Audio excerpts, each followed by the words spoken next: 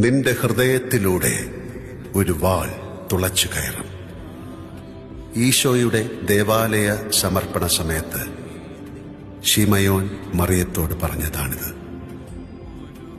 പ്രിയങ്കരനായ മകന്റെ ഇറക്കിക്കിടത്തിയ ജഡം മടിയിലേറ്റ് വാങ്ങേണ്ടി വരുന്ന ഏതൊരു അമ്മയുടെയും മനസ്സിലൂടെ ഇക്കാലവും ആ വാൾ കയറിയിറങ്ങുന്നു. നീ മകനേ, തിരുഹൃദയ തിരുനാളിൽ വ്യാകുല മാതാവേ, നിന്നടയിൽ ഒരുകുകയായി മെഴുതിരിയായി ജന്മം എരിയുകയാണീ ഹൃദയം. കൈക്കൊള്ളണമേ നീ മകനേ.